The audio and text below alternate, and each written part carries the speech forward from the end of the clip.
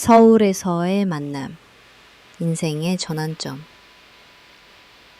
인천에서 조용하게 살아가던 나는 37이라는 나이에도 여전히 내 삶에 큰 변화를 기대하지 않았다.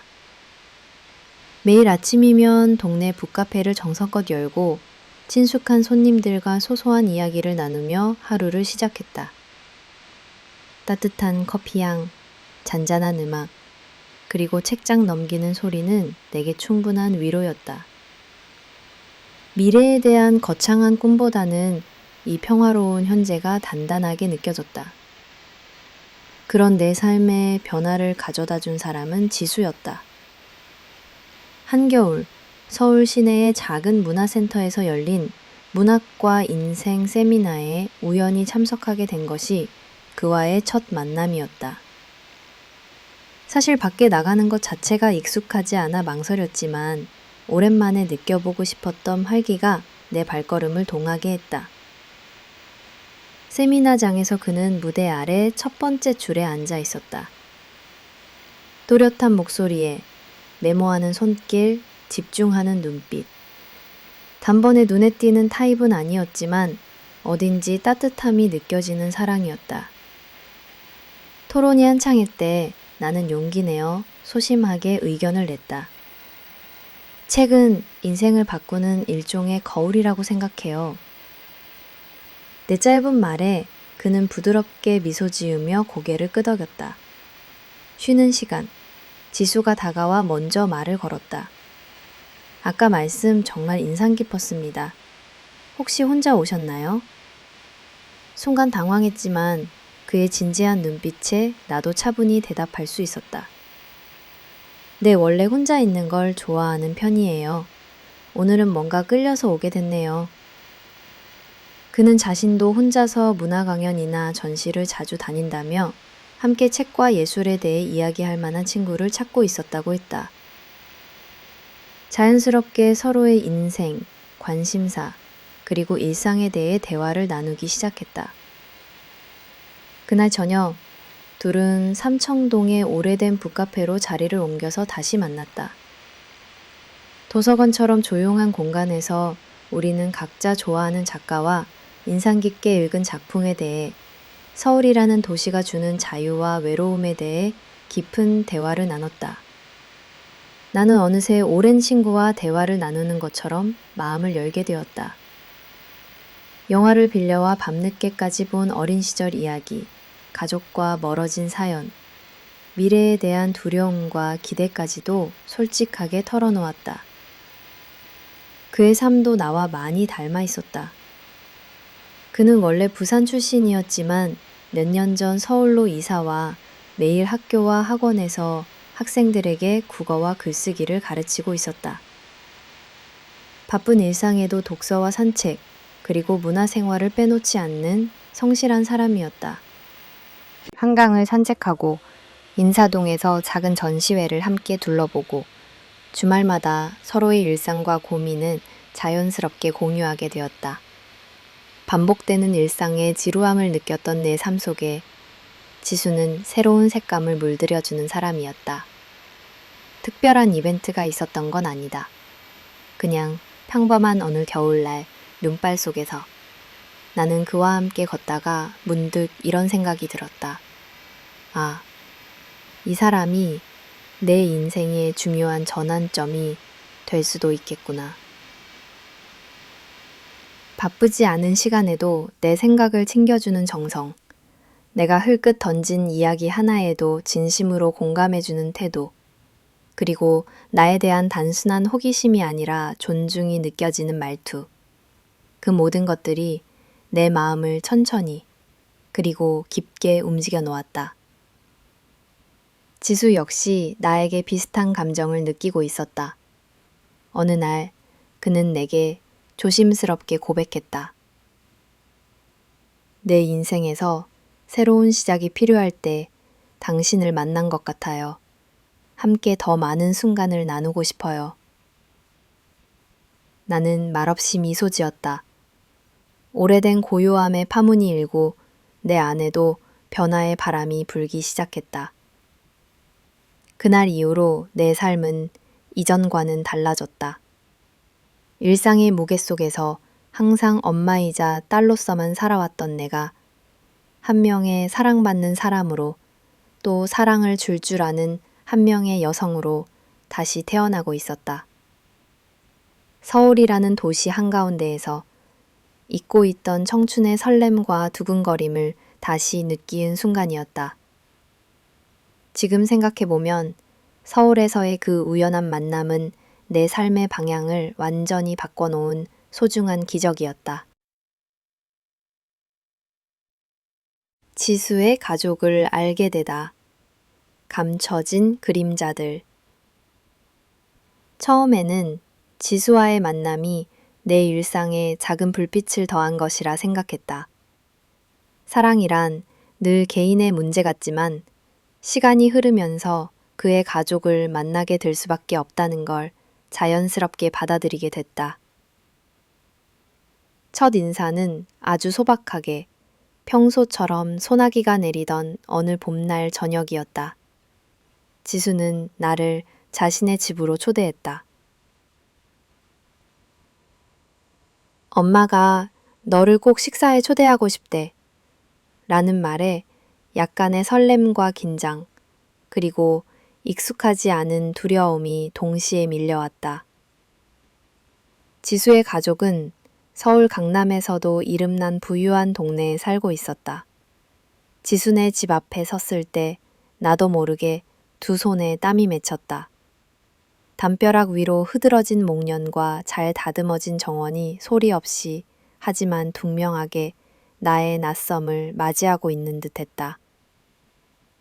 현관문을 여는 순간 가장 먼저 나를 반긴 반대로 지수의 아버지는 부드럽고 무던해 보이는 분이었지만 대화는 거의 엄마가 주도했다. 첫 저녁 식사는 한식 코스로 정성껏 준비된 상차림이었다. 그러나 식탁 위의 분위기는 다소 무거웠다. 미경 여사는 나에게 이것저것 질문을 쏟아냈다. 부모님은 무슨 일을 하시니? 앞으로 무슨 계획이 있니? 우리 지수와 만나면서 어떤 점이 좋아졌다고 생각하니? 순간순간 나는 답을 고르기 위해 머릿속에 번개처럼 질문과 답을 오갔다. 그녀의 표정은 한치의 흐트러짐도 없었다. 내가 생각하거나 느끼거나 말하는 모든 것을 관찰하고 판단하는 듯한 눈이었다. 식사가 끝난 뒤 지수는 조심스럽게 나를 자신의 방으로 데려갔다. 방문을 닫자마자 그는 한숨을 내쉬었다. 엄마가 조금 완벽주의가 심해. 그래도 너한테 관심이 있다는 뜻이니 너무 신경 쓰지 마. 나는 지수와 조용히 어린 시절 얘기를 나누었다. 그제야 조금씩 지수의 가족에 대한 이야기들이 퍼즐 조각처럼 맞춰졌다. 미경 여사는 젊은 시절부터 명문대를 졸업하고 재력가 집안에 어렵게 자리를 잡은 사람이었다. 자신의 힘으로 많은 걸 이룬 만큼 아들 지수에게도 엄격한 기준과 기대를 품고 있었다. 그 기대에 부응하지 못할까, 근슬에 자신이 부족한 사람이란 생각이 들면 지수는 힘들어했다. 어릴 때부터 넌 착하고 성실한 아들이란 소리를 듣고 자랐겠구나. 내가 물었다. 늘 그런 건 아니야. 엄마는 작은 실수에도 이유를 요구했고 내가 원하는 것보다 엄마가 바라는 게 우선이었던 적이 많았지. 대학 전공도 내가 원하는 문학이 아니라 엄마가 밀었던 교육학으로 갔었고 이 집, 이 동네, 이 분위기 다 한꺼번에 사랑하기 쉽진 않았어. 그의 한마디 한마디에서 내면의 갈등이 느껴졌다. 가족이라는 이름 아래 세상을 똑바로 바라보며 살아오려 했었던 흔적. 어쩌면 지수의 겉모습이 그렇게나 온화하고 배려심 넘쳐 보였던 것도 이런 엄격함과 자기 절제의 결과일 수 있겠다고 나도 모르게 생각했다. 그날 저녁 집으로 돌아가는 길 나는 왠지 모르게 복잡한 기분을 휩싸였다. 사랑은 사랑이지만 사랑에는 친밀한 가족, 익숙한 환경, 그리고 각자 어린 시절의 상처까지도 함께 품어야 함을 실감했다. 우리 집 겉보기랑 좀 다르지. 엄마는 완벽을 바라고 아버지는 조용하게 수능하시고 지수는 그런 집에서 공부 잘하는 착한 아들로 살았지. 그런데 진짜 중요한 건 누구도 자기 마음을 솔직하게 말하지 않는다는 거야. 민서의 말에 나는 고개를 끄덕였다. 언뜻 지수에 돌아보기에 부족할 것 없는 가족. 그러나 그 속에는 각자의 외로움과 상처, 완벽해야 한다는 압박과 타인의 시선에 맞춰 살아야 하는 불안이 가득했다. 하지만 나는 변하지 않았다. 있는 그대로의 모습으로 나만의 방식대로 그들과 소통하고 이해하려 애썼다. 가족 모두와 가까워지기엔 시간도 환경도 상처도 복잡했지만 나와 지수는 서로를 믿고 천천히 서로의 세계로 한 발짝씩 다가섰다. 그 시절의 경험은 내게 가족이란 혈연만이 아니라 각자의 상처와 비밀까지 받아들이려는 큰 용기임을 깨닫게 해주었다. 겉으로 드러나지 않는 그림자. 그 그림자를 이해하고 포용할 수 있을 때 비로소 진정한 가족이 탄생할 수 있다는 사실. 지유인. 달콤했던 나날들, 다시 사랑을 배워가다. 지수와의 관계에서 내 삶은 천천히 그리고 조용히 새로운 색깔로 채워지기 시작했다. 강남의 뜨거운 여름도, 은은히 내리던 초가을 빗방울도 그의 곁에 있을 때는 그 어느 때보다 따뜻하고 특별하게 느껴졌다. 오랜 시간 혼자였던 나는 한때 남들처럼 뜨겁게 사랑할 수 있을까 두려움이 있었다. 하지만 지수와 함께한 나날들은 내게 조금씩 사랑을 다시 배워갈 용기를 주었다. 주말마다 우리는 서로가 아끼는 장소를 번갈아 가며 걷고 또 걸었다. 한강의 잔잔한 물결을 바라보며 맥주캔을 마시기도 하고 북촌 골목을 누비며 골목골목 숨겨진 작은 카페를 찾아다녔다.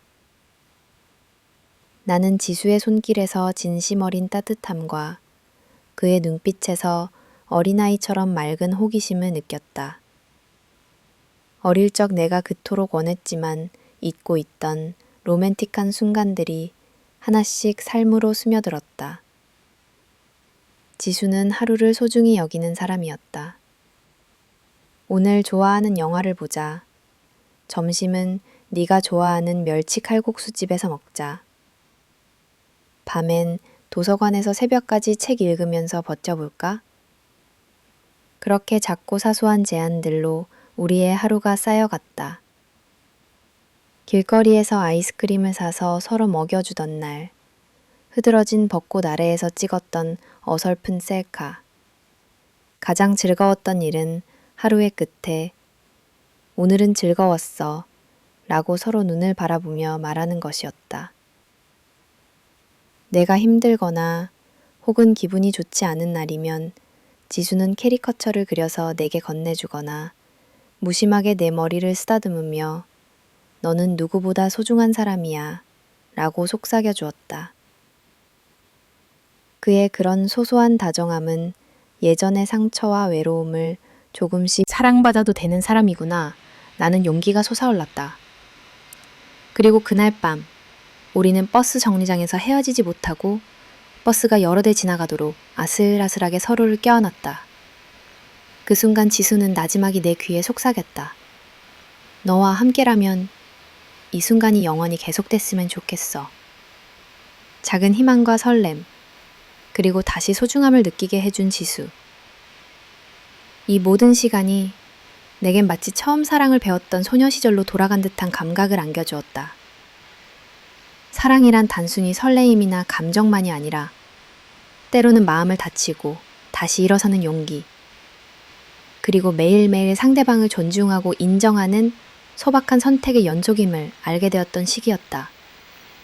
그 누구도 아닌 바로 지수와 함께라서 가능했던 다시 사랑을 배워가는 시간들. 미래 시어머니와의 갈등, 보이지 않는 파도. 사랑이라는 감정이 깊어질수록 지수와의 관계에 그저 두 사람만의 이야기는 존재하지 않겠구나, 란 현실을 점차 깨달았다. 특히 지수의 어머니, 미경 여사의 존재는 내게 알게 모르게 커다란 무게와 긴장감을 불러일으켰다. 겉으로 보기엔 조용하고 기품 있는 분이었지만 그 이면에는 쉽사리 다가갈 수 없는 단호함과 기준, 지수와 가족에 대한 강한 소유욕이 자리 잡고 있었다. 처음에는 작은 오해와 불편함에서 시작되었다. 어느 날, 지수의 어머니께서 전화를 주셨다. 하진 씨, 이번 주말에 시간 괜찮으세요? 저랑 따로 식사 한번 할 수 있을까요? 나는 떨리는 마음으로 약속 장소에 마주 앉았다. 고급스러운 티하우스의 조용한 분위기 속에서 미경 여사는 한 손에는 얇은 손수건, 다른 한 손으로는 빼곡히 무늬가 들어간 찻잔을 감싸쥐고 있었다. 하진 씨, 제가 너무 직설적으로 말할지도 모르겠어요. 하지만 제 아들을 생각해서 솔직해지고 싶군요. 그녀의 첫마디에 나는 이미 등줄기를 타고 차가운 기운이 스며드는 걸 느꼈다. 대화는 부드러운 듯 시작되었지만 곧 미묘한 압박으로 채워졌다. 지수는 제게 있어 단 하나뿐인 아들입니다. 어릴 때부터 참 착했지만 남의 시선에도 예민한 아이지요. 하진 씨, 우리 집안과 어울릴 수 있다고 생각하세요? 그 물음엔 당신은 충분하지 않다는 아슬아슬한 메시지가 담겨 있었다. 나는 차분하게 대답하려 애썼다. 저는 지수와 함께하는 시간이 소중하고 앞으로도 함께 성장하고 싶어요. 하지만 미경 여사는 끊임없이 나의 배경, 가치관, 부모님 직업, 미래의 계획 등을 물으며 은연중에 우리 가족의 기준에 대해 강조했다. 호로도 눈에 띄지 않는 작은 충돌이 이어졌다. 가족 모임에서 사소한 결정 하나에도 내 의견보다는 미경 여사의 뜻이 앞섰고, 식사 자리에서는 내가 내는 작은 실수조차도 예의에 어긋난다며 간혹 따끔한 지적이 이어졌다. 찻잔은 그렇게 들지 않아요. 손끝에 힘을 조금만 더 주세요. 우리 집안에서는 어른 앞에선 절대 휴대폰을 테이블에 올리지 않아요. 이런 말들은 그저 예절을 가르치려는 것 같았지만 자꾸만 내 존재에 작은 금을 그었다. 어쩌다 어머니의 지인들이 집에 방문하면 미경 여사는 나를 소개하는 대신 지수의 친구라고만 말했다. 나중에 지수에게 조용히 항의했지만 그는 난처한 표정으로 엄마가 원래 체면을 중시해서 그래. 그냥 너와 나 사이만 잘 지키면 돼. 라고 말했다. 사소한 말과 행동들이 쌓여 나는 점차 스스로를 작게 여기게 되었다. 내가 정말 이 가족에 어울릴 수 있을까? 자꾸만 자신이 부족한 사람처럼 느껴졌다. 결정적인 사건은 미경 여사가 직접 내 부모님께 연락한 날이었다. 나중에 이 사실을 알게 된 나는 깊은 상처를 받았고 부모님조차 미안함을 드러냈다. 갈등은 눈에 띄는 분노나 언쟁이 아니라 조용하지만 뿌리 깊은 불안과 자격지심으로 내 안에 남았다. 시간이 흐를수록 미경 여사의 사랑이라는 이름 아래 감춰진 집착과 통제는 더 선명해졌고 나와 지수의 관계에도 서서히 금이 가기 시작했다. 하지만 아이러니하게도 나는 이 파도의 한가운데서 나 자신을 다시 발견했다. 이 관계를 단순히 피하거나 억지로 맞추는 대신 내 뜻을 분명히 해야겠다는 각오가 생겼다. 언젠가 지수가 내 손을 꼭 잡고 말했다. 엄마의 기준이 우리 인생의 목표가 될 필요는 없어. 너는 지금도 충분히 멋져. 지수의 말에 눈물이 차올랐고 나는 처음으로 미래 시어머니와의 불편한 감정마저도 사랑하기에 단호해질 때가 있음을 진심으로 받아들이기 시작했다. 민경 여사, 약혼을 결심하다. 치러야 했던 대가. 지수와 함께한 시간은 길지 않았지만 우리는 서로를 누구보다 깊이 이해하고 존중하는 관계가 되었다. 생활의 세목마다 마음을 맞추기 위해 노력하다 보면 서로의 단점도 어쩔 수 없는 환경과 과거도 결국 사랑의 일부임을 자연스레 받아들이게 되었다. 물론 내면의 불안과 두려움, 미래에 대한 걱정이 아예 사라진 것은 아니었다. 특히 지수의 어머니 미경네. 날 저녁 우리는 한강변의 벤치에 나란히 앉았다. 여름의 마지막 바람이 조금씩 쌀쌀해지는 계절. 우리는 오랜만에 속 깊은 대화를 나누고 있었다. 일은 평범하게 흘렀지만 서로를 향한 사랑과 미래에 대한 열망은 저마다 다른 결로 조용하지만 분명하게 가슴을 두드렸다. 하진아, 우리 앞으로 더는 망설이지 않았으면 좋겠어. 지수가 조심스럽게 내 손을 잡으며 말했다. 엄마 문제도 집안의 일도 결국 우리가 살아가야 할 길이잖아. 시간이 더 흐른다고 바뀔 것 같지 않아. 나는 내 곁에서 늙어가고 싶어. 부디 내 마음 받아줬으면 좋겠어. 한동안 아무 말도 할 수 없었다. 벤치 너머 저녁 노을이 한강에 길게 들이우고 마음은 따스한데 한 구석이 아리고 불안했다. 분명 사랑하고 있었다. 하지만 가족의 반대, 특히 미경 여사의 삐딱한 시선과 은근한 압박은 결혼, 더 나아가 약혼이라는 결정의 큰 장벽이었다. 내 가족 역시 걱정이 많았다. 엄마는 이미 여러 번 나를 불러 조심스럽게 조언했다. 하진아, 사랑도 결혼도 결국 사람만 보고 결정하면 안 된다. 집안 환경, 부모님, 앞으로 네가 견뎌야 하는 현실을 생각해야 돼. 네가 행복하기만 하다면 나야 뭐든 해주고 싶지만 너무 쉽게 결정하지 않았으면 좋겠구나. 그간 겪어온 시어머니와의 미묘한 갈등, 민서 언니와의 쓸쓸한 교감, 지수 아버지의 조용한 표정까지 모두가 머릿속을 스쳤다. 나는 내 자신을 다잡았다. 순탄하지 않더라도 지수와 함께라면 무엇이든 해볼 수 있지 않을까? 그 밤 나는 조용히 대답했다. 지수야, 나도 더는 흔들리고 싶지 않아. 함께하자, 어떤 일이 있어도. 약혼식 준비의 시작, 기쁨과 두려움의 뒤섞임. 결정은 간단했지만 과정은 복잡했다. 약혼 날짜를 정하는 것부터 예식 규모, 예물, 장소, 친척 초대, 혼주 간의 비공개 만남까지 할 일이 산더미 같았다. 무엇보다 지수의 어머니는 모든 것을 완벽하게 그녀가 원하는 방식으로 진행되길 바랐다. 나는 그 과정에서 더욱더 집안의 암묵적 질서와 엄격함, 그리고 통제력의 진면목을 뼈저리게 실감했다. 미경 여사는 준비회의에서 내 부모님께 이렇게 말을 건넸다. 요즘 젊은이들은 소박하게 약혼식을 올리기도 하지만 우리 집은 예나 지금이나 전통을 중시합니다. 품격 있는 예식, 그리고 두 집안의 명예가 걸려있는 문제이니 꼭 신경을 써주셨으면 해요. 부드러운 말투 뒤에는 판단의 칼날이 숨어 있었다. 우리 부모님은 어색한 미소로 고개를 끄덕였고 내심 부담을 느꼈다. 신부, 예물, 예단, 예복, 식장, 앉을 좌석까지 결정할 때마다 양가의 차이가 드러났다. 우리 집에서는 검소함과 실용성을 추구했지만 미경 여사네 집 앞에서는 그 모든 게 가난 수준 차이로 치부될 수밖에 없었다. 예단상 차림을 둘러싼 논쟁이 작은 갈등으로 번졌다. 미경 여사는 손수짠 수혜품, 전통 한지로 제작된 예단함, 값비싼 혼수 예복을 주문하라 했다. 우리 엄마는 속상한 듯 밤늦게 나를 찾아와 말했다. 엄마가 좀 더 좋은 환경에서 너 키웠다면 이런 걱정 없었을 건데 미안하다. 나는 그런 엄마를 꼭 안았다.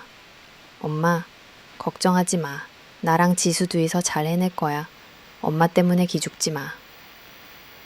가정 속에서의 시련, 내려놓음과 받아들임, 문제는 여기서 끝이 아니었다. 예식장 예약을 위해 강남의 유명 웨딩홀에 갔을 때 담당자는 신랑 어머니를 극도로 공손하게 대하면서도 나와 내 엄마에게는 태도를 다르게 했다. 사회적 지위와 재력, 인맥이 작용하는 그 미묘한 위계에 민망함과 분노가 동시에 치밀었다.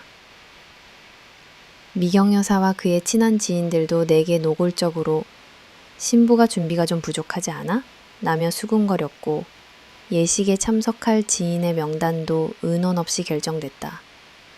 소외감과 씁쓸함을 애써 숨기며 나는 점점 더 지수 곁에 서는 것이 내 삶에 어떤 의미인가라는 질문을 곱씹어야 했다. 공간의 화려함, 절차의 까다로움, 그리고 익숙하지 않은 수많은 전통적 의식들. 나는 매 순간 주체적으로 숨을 고르고 다짐했다. 아무리 힘들어도 내가 스스로 선택한 길이다. 지수가 내 옆에 있다면 이 또한 견뎌낼 수 있다. 약혼을 공식적으로 알린 뒤 우리 회사에서도 소식이 퍼졌다. 처음엔 동료들이 진심으로 축하해줬지만 곧 강남 사모님 된다더라. 시댁이 까다롭다던데 괜찮겠냐? 는 뒷말도 들리기 시작했다. 오히려 그럴수록 나는 더 단단해져야 한다는 각오가 생겼다. 미경 여사의 그림자. 약혼식 일주일 전 미경 여사는 따로 나를 불러 조용한 곳에서 만남을 청했다. 나는 긴장감을 감추고 그녀 앞에 앉았다. 후회하지 않을 자신이 있냐고, 지수를 정말 끝까지 지킬 수 있을 것 같냐고 물었다. 지수와 결혼할 자격이 내게 있는가? 라는 물음은 그동안의 내 노력과 사랑을 부정하는 것처럼 느껴졌다. 사랑이란 한순간의 감정으로 되는 일이 아닙니다. 책임과 희생, 그리고 오랜 시간 동안의 믿음이 필요하죠. 하진 씨, 우리 집안에 들어오면 겪어야 할 일이 대단히 많아요. 단순히 지수만 바라보며 살 수 없을 겁니다. 나는 심호흡을 하고 아주 천천히 대답했다. 네, 알고 있어요. 그리고 지수와 함께라면 어떤 힘든 일도 이겨낼 마음이 있어요. 가족이란 시간을 들여 만들어가는 거라고 믿어요. 미경 여사는 잠시 내 눈을 바라보다 의미심장하게 고개를 끄덕였다. 그녀의 표정에서는 여전히 의구심과 불안이 스며 있었지만 동시에 처음으로 인간적인 약함과 상처가 드러났다. 약혼식 당일, 마침내 약혼식 날이 다가왔다. 청초한 한복과 단정한 턱시도, 긴장에도 불구하고 서로의 손을 꽉 쥔 채 지수와 나는 나란히 입장했다. 웅장한 식장이 낯설었지만 하객들의 시선 속에 우리는 조금도 흔들리지 않았다. 부모님은 자리마다 정성스레 절했고 민서 언니와 사촌들도 조용히 웃음을 건넸다. 의식이 진행되는 동안 속으로는 언제 끝날지 모르는 시험대 위에 오른 기분이 들기도 했다. 그러나 지수의 손길이 내게 닿는 순간마다 모든 불안은 잦아들었다. 가족끼리 예단을 주고받고 어른들을 향해 큰 절을 올리는 전통 절차, 혼주가 건네주는 덕담, 그 모든 시간이 어딘가 어색했지만 오히려 그 어색함을 견디는 힘이 진짜 사랑의 일부임을 깨달았다. 식이 끝난 후 미경 여사는 조용히 내게 다가와 작은 조각 케이크를 건넸다. 하진 씨, 여기까지 오느라 수고 많았어요. 앞으로가 더 중요합니다. 그 말에는 아직 완전히 허락하지 못한 시어머니의 엄격함과 동시에 아주 조심스러운 기대, 그리고 미약한 축복이 담겨 있었다. 약혼의 대가, 그리고 더 단단해진 결심. 약혼이라는 의식 하나를 치르기까지 나는 너무도 많은 기준과 시선, 그리고 이질적인 문화 속에서 무수한 감정의 파도와 싸워야 했다. 그것은 때로는 자존심에 상처를 냈고 때로는 내가 과연 이 선택을 지켜낼 수 있을지 끝없는 의심에 빠지게도 했다. 하지만 아이러니하게도 바로 그 치러야 했던 대가가 나와 지수의 사랑을 더욱 단단하고 깊게 만들어주었다. 약혼의 밤, 우리는 두근거리는 마음으로 서로의 손을 맞잡았다. 지수는 조용히 내게 속삭였다. 고마워. 힘들었던 만큼 앞으로 더 많이 행복할 거야. 나도 끝까지 네 편이야. 편안함과 기쁨, 그리고 깨달음이 한꺼번에 밀려왔다. 인생에서 진짜 중요한 결심에는 언제나 희생과 용기가 따른다. 나는 그날 약혼이라는 이름 아래 사랑도, 상처도, 그리고 가족이라는 책임 또한 당당하게 받아들였다. 그리고 다시 한번 마음속으로 맹세했다.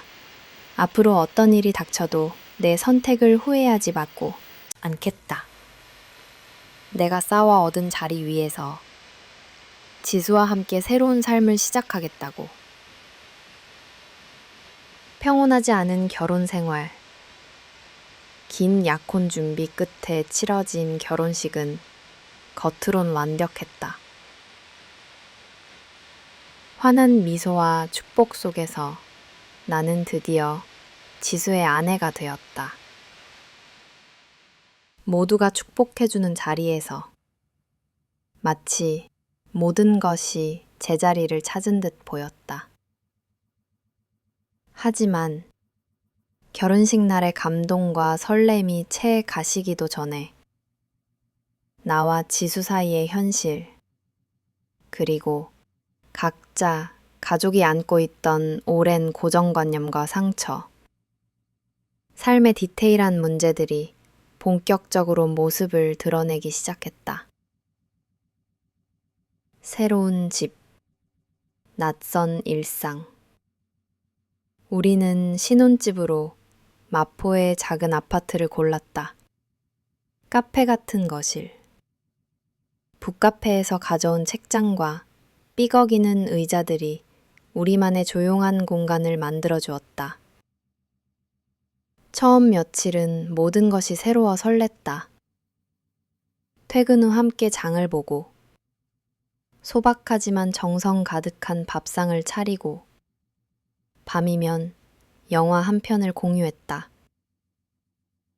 창밖 너머 펼쳐지는 도시의 불빛 앞에서 우리는 미래를 꿈꿨다. 그러나 현실의 무게는 생각보다 빨리 그리고 은근하게 다가왔다. 내가 출근 준비로 분주한 아침, 지수는 조용히 아버지와 어머니에게 전화를 걸곤 했다. 집안 어른의 건강, 친척의 생일, 매월 챙겨야 할 크고 작은 시댁 행사들. 매주 금요일 저녁이면 주말에 어머니 도와드려야 해서 라며 일찍 나서곤 했고 자연스럽게 시댁과 우리 부부의 경계가 흐려지기 시작했다. 시댁의 그림자, 매주 반복되는 시련. 지수의 어머니는 결혼 후에도 우리 생활 곳곳에 깊이 관여했다. 전화가 오면 반드시 바로 받아야 했고 주말이면 시댁에 들러 도리를 다해야 한다는 기대 앞에서 지수는 늘 조심스러웠다. 나 역시 처음엔 새 식구의 역할을 충실히 해내려 노력했지만 시간이 지날수록 매주 이어지는 방문과 혹시 손님 맞이가 서툴진 않을까라는 압박에 서서히 지쳐갔다. 어느 비 내리던 토요일, 시댁에 도착하자마자 지수의 어머니는 날카로운 목소리로 내게 하진 씨, 오늘은 반찬이 좀 적네? 다음엔 더 신경 썼으면 좋겠어요. 라며 지적했다. 그뿐만이 아니었다. 고모님, 사촌, 작은 친지들이 모이는 날이면 나 집안의 관습과 나 사이에서 갈등을 겪었다. 엄마가 많이 기대가 커서 그래. 금방 익숙해질 거야. 라는 그 말이 점차 내겐 위로가 되기보단 고립감의 또 다른 증거로 다가왔다. 부부 사이에 드리운 거리, 타협과 불안. 결혼 전에는 모든 게 서로만 바라보던 달콤한 연애였지만 결혼 후에는 모든 결정에 가족이라는 이름의 변수들이 개입했다. 주말 여행을 계획하면 그날은 시댁 어른 생신인데 괜찮겠어? 라는 질문부터 나왔다. 결혼 기념일도 첫 벚꽃 피는 봄날도 의미 있는 날엔 언제나 시댁 행사와 일정이 겹쳤다. 나는 점점 내 친구, 내 가족과 보내는 시간이 줄어가는 걸 느꼈다. 주중엔 직장과 집, 주말엔 시댁과 행사, 그리고 남는 시간에는 그저 지친 몸을 기대는 정도. 조금씩 우리 부부의 생활에도 균열이 생기기 시작했다. 나는 혹시라도 요즘 부부들은 자기만 생각한다 는 시댁의 평가를 받을까봐 불안했고 지수는 어머니와 아내 사이에서 현명하게 중지하지 못한다는 죄책감을 아는 채 지냈다.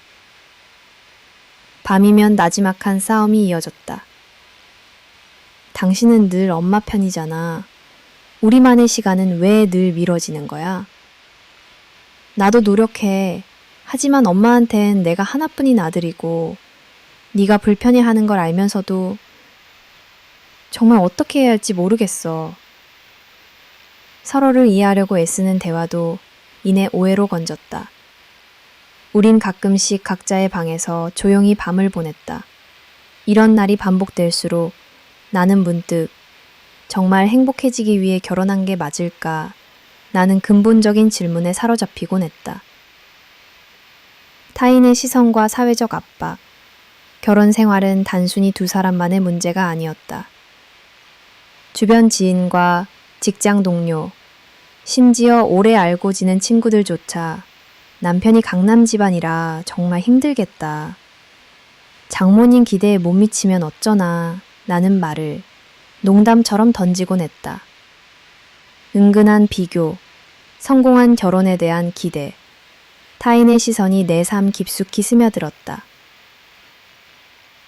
직장에서는 결혼하니 더 안정돼 보여요. 조만간 좋은 소식 있겠죠? 라는 말이 따라왔다. 특히 언제 아이 가질 생각이냐는 질문이 점점 더 부담스럽게 느껴졌다. 아이를 가지지 못하는 것조차 하나의 평가 기준으로 작동하는 사회에서 나는 때론 감당하지 못할 무게를 혼자 짊어진 듯 했다. 외로움과 내면의 균열, 시간이 흐를수록 나는 점점 내 자신이 잊혀져 가는 듯한 고독을 느꼈다. 어릴 적부터 익숙했던 자유로움과 명확한 정체성, 북카페를 운영하며 품었던 나만의 꿈이 결혼 생활이라는 틀 속에서 조금씩 옅어졌다. 혼자 남은 다이마 집안 거실에 앉아 오래된 책을 넘기다 문득 눈물이 흐른 적도 있었다. 나는 이제 누구인가? 한 남자의 아내, 시부모의 며느리, 그저 사회의 기준에 맞는 사람이 되려고만 하는 건 아닐까? 나에 대한 질문이 늘어날수록 나는 그 답을 찾기 위해 더 큰 노력과 용기를 필요로 했다. 변화의 계기, 자아 찾기의 시작. 모든 게 헝클어져만 가던 어느 날 나는 단호한 결심을 했다. 혼자 참고 순응하기만 해서는 앞으로도 내 인생을 온전히 지키기 어렵다는 걸 깨달았다. 주변에선 희생적인 아내가 미덕이라 했지만 나는 나 자신으로 살아간다는 것이 결코 이기적인 선택이 아니라는 걸 지수를 통해 얼마든지 배웠기에 용기를 낼 수 있었다. 한밤중 지수와 진솔하게 마주 앉았다. 여보, 이렇게 계속 살다간 우리 둘 다 불행해질 것 같아. 어머니의 기대에 얽매여서 나를 점점 잃어가는 것 같고, 당신도 엄마와 나 사이에서 계속 죄책감만 느끼잖아.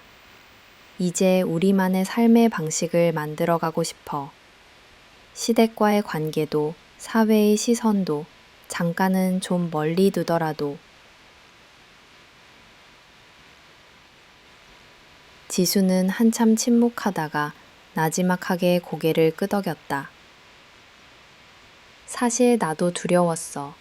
엄마에게 불충한 아들이 될까봐, 혹시 네가 더 상처받을까봐. 그런데 이제부터라도 너랑 내가 서로를 더 믿고 우리답게 살아보자. 그날 이후 우리는 서서히 변화하기 시작했다. 주말마다 시댁에 들르는 횟수를 줄이고 둘만의 소박한 여행을 떠났다. 친구들을 집으로 초대해 웃고 떠들었고 각자 책을 읽으며 조용히 보내는 밤도 늘었다. 물론 처음엔 시댁의 불만과 섭섭함도 있었지만 시간이 지나자 어머니도 조금씩 달라졌다. 부부의 성장, 새로운 의미의 가족. 쉬운 길은 아니었다. 한순간에 모든 게 변하지 않았다. 하지만 수많은 오해와 마찰, 눈물과 후회의 시간을 지나며 우리는 서로가 서로의 가장 든든한 편임을 다시금 확인했다. 지수는 좀 더 단단해졌고 나는 다시 내 이름으로 살아갈 용기를 얻었다. 북카페의 문을 활짝 열어 손님들과 일상을 나누고 주말이면 지수와 소박한 동네 산책을 즐겼다. 시댁과의 갈등은 완전히 사라지진 않았지만 더 이상 우리 사이의 벽이 아니라 이해와 배려로 연결되는 새로운 다리가 되었다. 한 번은 시어머니가 조용히 내게 말했다. 하진 씨, 처음엔 너무 완벽하길 바랐던 것 같아요. 이제 시간들이 없었으면 서로 이렇게 단단해지지 못했을 거야. 나 이제 정말 내 삶이 소중해. 지수는 부드럽게 미소 지으며 속삭였다. 나도 네가 내 옆에 있어서 고마워. 우리 앞으로도 절대 흔들리지 않자. 결혼, 완벽함 대신 성장과 용기의 다른 이름. 나는 비로소 깨달았다. 결혼 생활이란 결코 평온하고 완벽하기만 한 날들의 연속이 아니다. 현실과 상처, 다양한 인간관계 속에서 부딪히고 갈등하며 서로를 이해하고 성장해가는 끝없는 여정이다. 오해와 눈물, 화해와 용기, 서로에 대한 신뢰와 포용이 모여 비로소 우리만의 인생이 된다. 이제 나는 두렵지 않다. 힘겹고 헝클어진 하루 끝에도 내 곁에는 늘 지수가 있었고 무엇보다 나 자신을 잃지 않을 용기를 가질 수 있다는 사실이 내 결혼 생활의 가장 큰 버팀목이 되어 주었다. 평온함 없는 결혼 생활 속에서도 우리는 서로를 안아주며 언제나 앞으로 나아간다.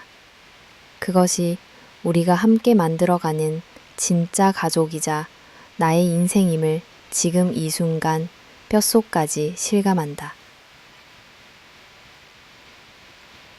겨울운 없이 사는 압박, 가장 아픈 상처. 결혼 생활이 어느덧 1년을 넘기자 세상은 더 이상 우리를 신혼부부라 부르지 않았다. 처음에는 시댁의 기대, 친척들의 축복과 관심이 반짝이는 빛이었다. 그러나 시간이 흐를수록 그 시선들은 조용한 질문과 때로는 참기 힘든 암묵적 욕으로 변해갔다. 결혼식 후 1년, 어느새 왜 아직 자녀 소식이 없냐는 질문이 각종 모임의 화두가 되었고 나와 지수는 점점 더 개인적인 상실감과 외로움, 그리고 타인으로부터의 압박에 시달리기 시작했다. 첫 번째 겨울, 변화의 시작. 처음에는 모든 게 평온하게 흘러가는 듯했다. 주말이면 지수와 동네 산책을 하고 북카페를 돌보며 서로에 대한 소박한 애정을 나누었다. 우리는 아직 부모가 될 준비가 덜 되었다는 이유로 서로를 보듬으며 여유롭게 시간을 보냈다. 그러나 두 번째 명절을 맞이하며 상황은 점차 달라졌다. 가족들이 모두 모인 자리에서 미경 여사는 곁눈질로 내게 말을 건넸다. 요즘 피곤해 보이던데 혹시 좋은 소식 있니? 주변의 이모, 고모들도 하나둘 시선을 보내왔다. 너희는 결혼해서 딱 1년이니 설마 벌써? 시집 오면 애가 바로 찾아오는 법이야. 워낙 둘 다 건강하게 생겼으니. 이런 가벼운 농담들은 시간이 갈수록 노골적인 질문으로 바뀌어 갔다. 검은 그림자처럼 드리운 시댁의 기대. 미경 여사는 점점 더 직접 타이밍을 미루는 건 나이만 먹는 거예요. 지수도 요즘 아기를 많이 기다리는 눈치던데 혹시 고민 있으면 엄마한테도 말해요. 부담은 명절과 시댁 모임을 넘어 평범한 일상에도 스며들었다.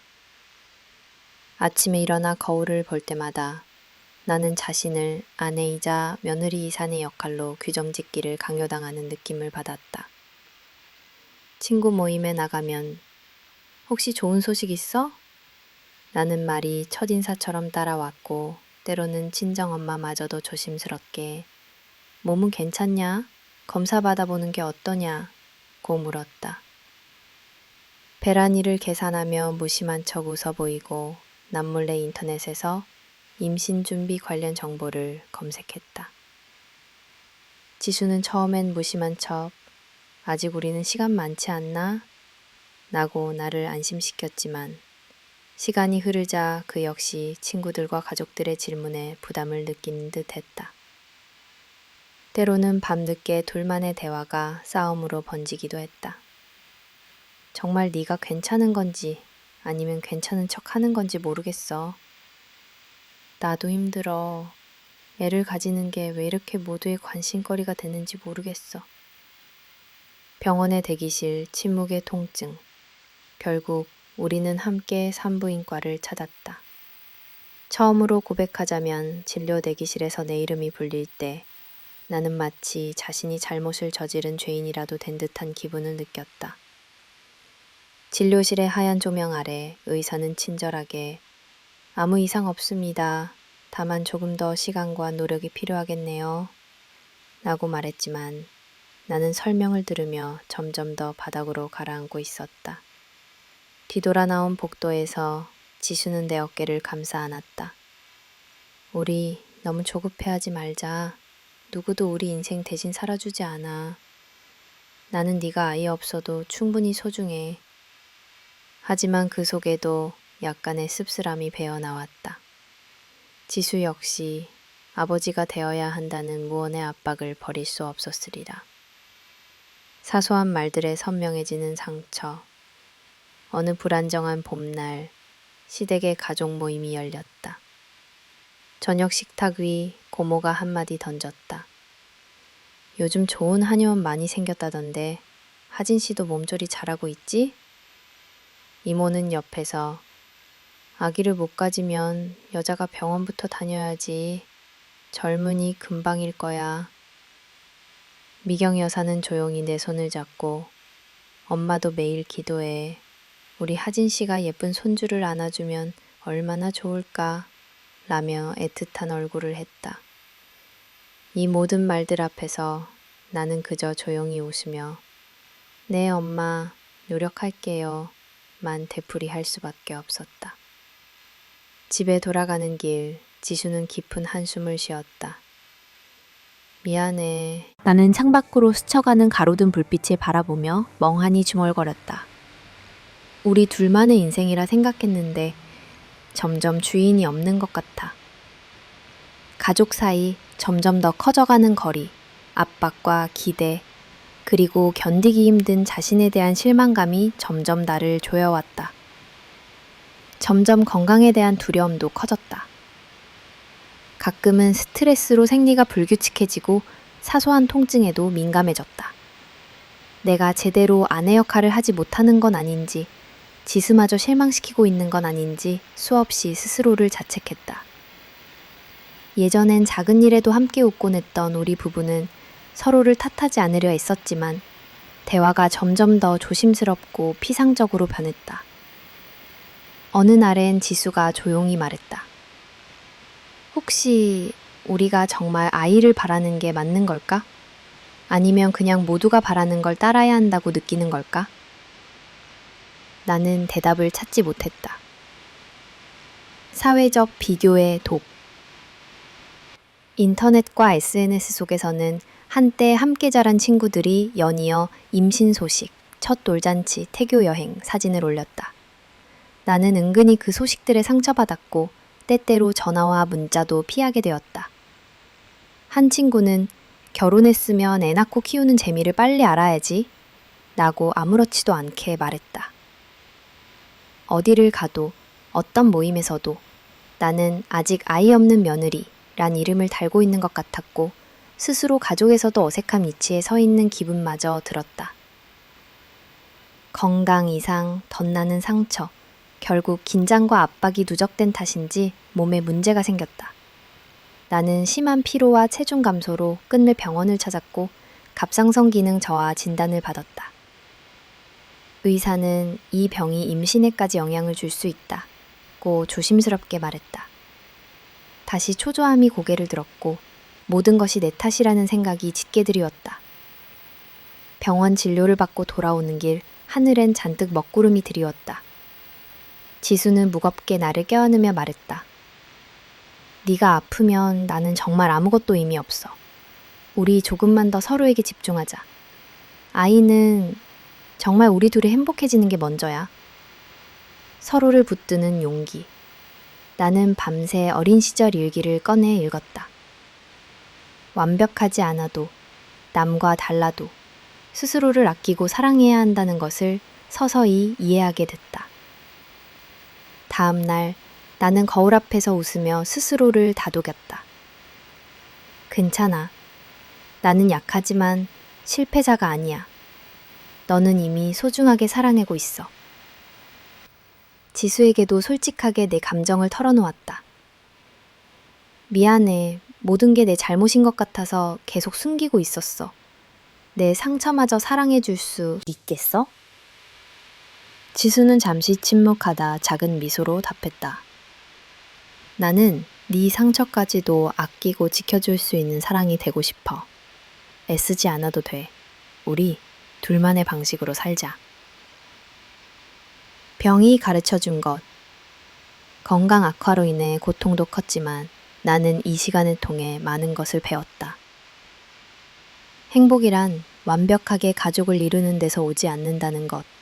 때로는 가족임을 증명할 무언가를 갖지 못한 결핍을 받아들이는 용기가 필요하다는 것. 그리고 세상의 기대를 고집스레 따르기보다는 내 마음과 내 존재를 믿고 안아주는 용기가 진짜 사랑임을. 나는 더 이상 남의 기준이 아닌 내 삶을 선택하기로 결심했다. 주변의 압박에도 불구하고 북카페 운영과 글쓰기, 그리고 자신과의 화해를 새로운 목표로 삼았다. 친구와 가족, 그리고 지수와 진솔하게 대화하며 엄마가 되지 않아도 충분히 따뜻한 사람이 될 수 있음을 배웠다. 아픈 시간, 다시 시작하는 삶. 그 후로도 때때로 서러운 날이 있었고 여전히 자녀 소식은 이란 질문에 웃어 보여야 했다. 하지만 이제 나는 흔들리지 않는다. 지수와 손잡고 힘든 시간 속에서도 서로를 더 깊이 이해하게 되었고 서로의 가장 취약한 모습을 있는 그대로 받아들일 수 있게 되었다. 비로소 나는 상처로만 남을 뻔했던 아이 없는 결혼의 시간을 나 자신을 찾아가는 용기와 사랑으로 덧칠할 수 있게 되었다.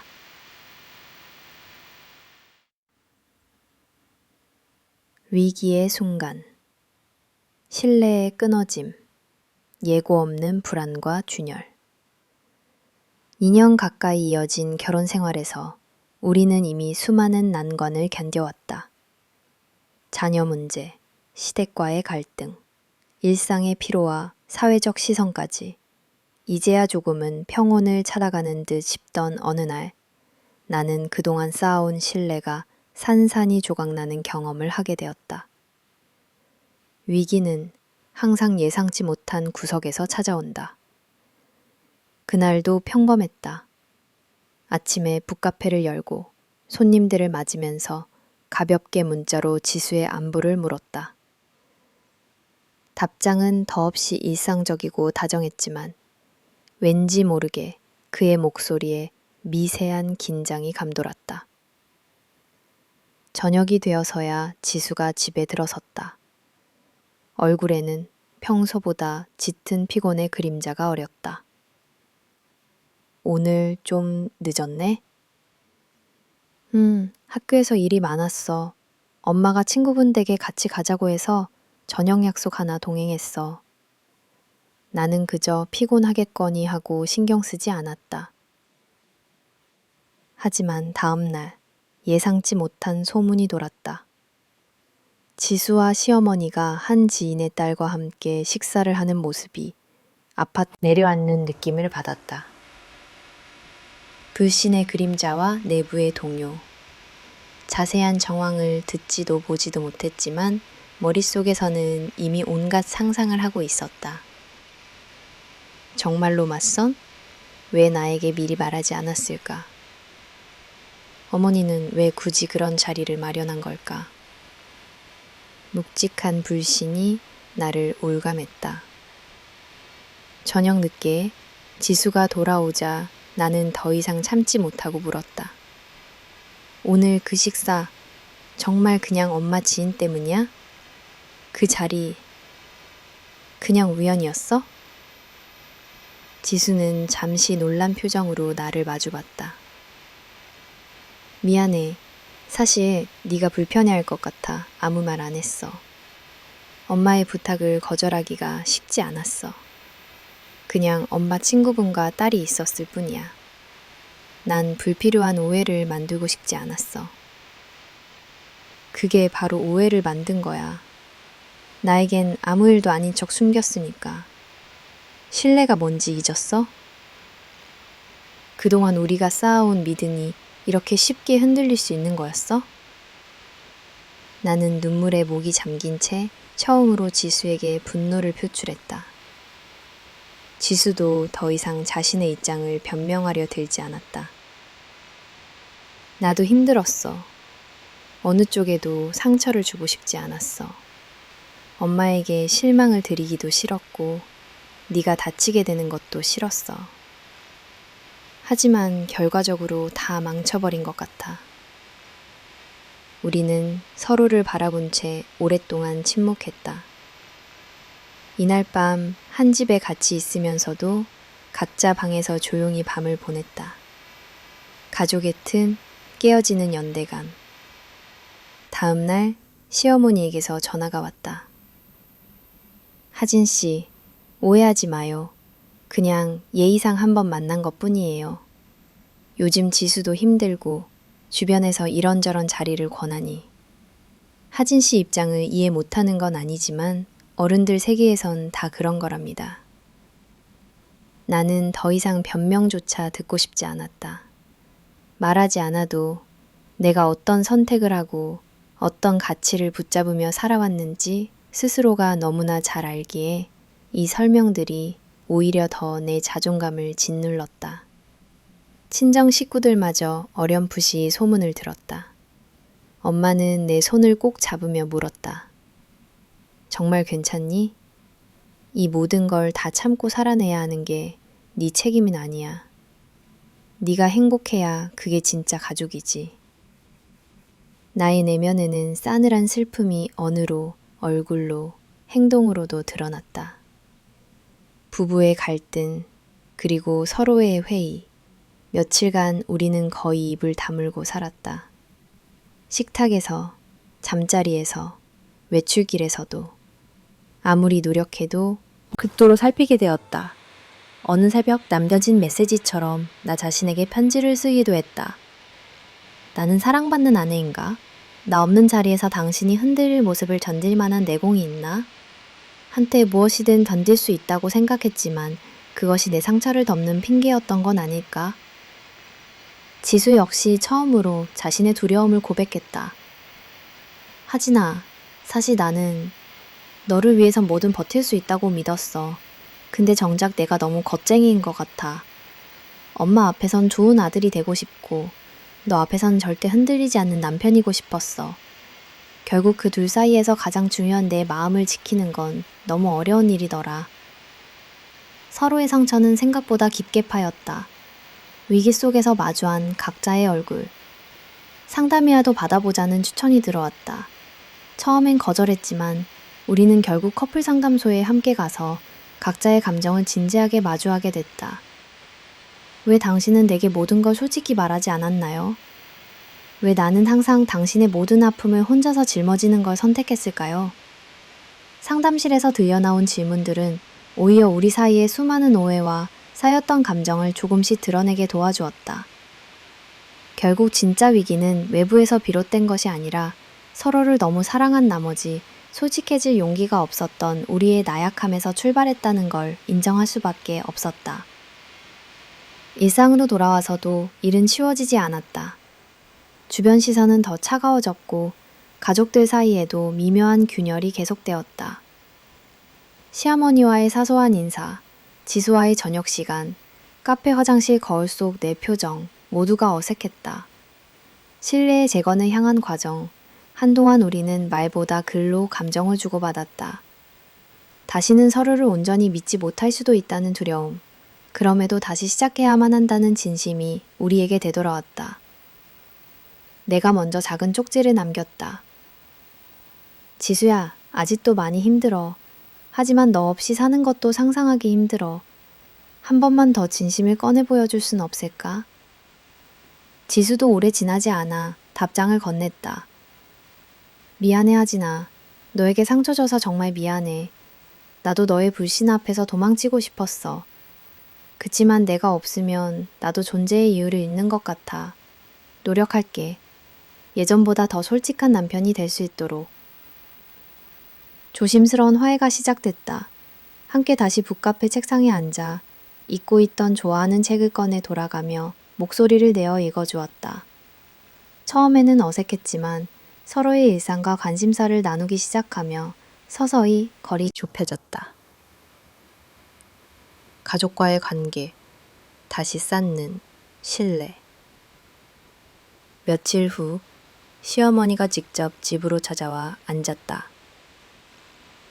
하진 씨, 내가 몰랐던 네 고통이 이렇게 컸다는 걸 이제야 알겠어요. 불안해서 그랬다. 내 방식만 맞다고 생각해서. 진심으로 미안해요. 앞으로는 두 사람의 삶을 존중하려고 해요. 이 한마디가 그간의 갈등을 모두 사라지게 해주진 않았지만 최소한 무언가가 변할 수 있다는 작은 신호처럼 다가왔다. 나는 속으로 결심했다. 언젠가 다시 깨질 수도 있고 쉽게 회복되지 않을 수도 있겠지만 최소한 더는 외면하지 않겠다고. 상처를 드러내더라도 솔직하게 내 마음을 표현하고 믿음이 흔들릴 때마다 다시 닿기 위해 노력하는 것이야말로 진짜 가족임을 인정했다. 끊어진 신뢰에서 배우는 것. 이 위기의 시간은 우리 부부에게 가장 뜨겁고 아픈 흔적을 남겼다. 사랑이란 완벽한 이해나 맹목적 신뢰가 아니라 흔들릴 때마다 서로를 향해 다시 손을 내미는 일상의 용기에서 비롯된다는 것을 눈물로 배웠다. 이제야 누군가가 우리에게 다시 예전처럼 돌아갈 수 있냐고 묻는다면 선뜻 대답할 수 없다. 누군가의 작은 실수, 한순간의 오해로 금이 갔던 시간을 말끔히 잊을 수는 없겠지만 그 상처마저 우리 삶의 일부로 받아들이기로 했다. 그리고 나는 다짐한다. 오랜 시간 서로를 아프게 했던 만큼 앞으로는 더 단단한 신뢰와 솔직함으로 두 사람의 삶을 함께 만들어가겠노라고. 병이 찾아오다. 강해지는 법을 배우다. 예고 없이 다가오는 무력감. 삶에는 불현듯 찾아오는 충격과 무너짐의 순간이 있다. 나는 언제나 건강한 편이라고 자신해왔고 설령 피곤해도 이 정도는 누구나 겪는 일이라 넘겼다. 하지만 어느 봄날 예상치 못하게 몸이 무겁고 가슴 한쪽이 묵직하게 내려앉는 감각이 계속됐다. 두통, 기력 저하, 감당할 수 없는 피곤함이 반복됐다. 처음엔 단순한 피로라 여기며 바쁘던 일상에 자신을 더 내몰았다. 그러나 아무리 잠을 자고 조용히 쉬어도 피로는 해소되지 않았다. 아침에 일어나는 일조차 버겁게 느껴졌다. 카페 출근길, 계단을 오를 때 숨이 찼고 작은 움직임에도 심장이 불규칙하게 뛰곤 했다. 손끝이 떨리고 겨울에도 오한이 찾아왔다. 그때서야 나는 진지하게 자신의 몸과 마주볼 수밖에 없었다.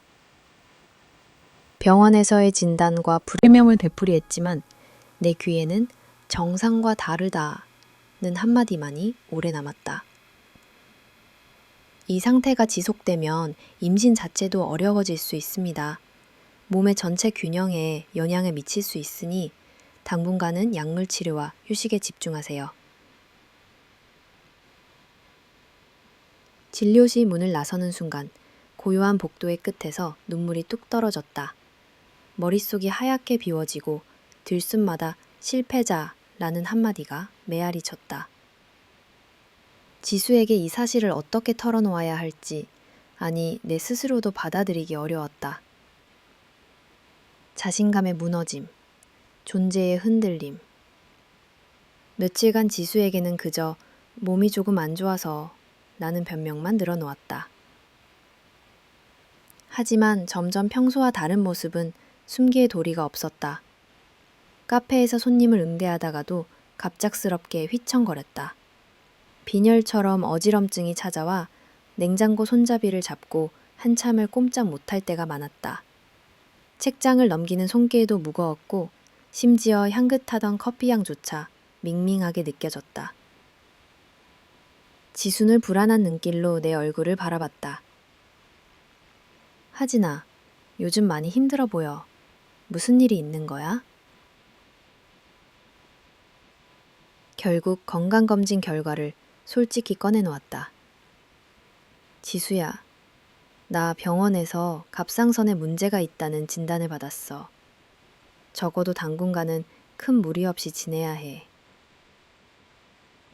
처음 듣는 소식에 지수의 눈이 동그랗게 커졌다. 심각한 거야?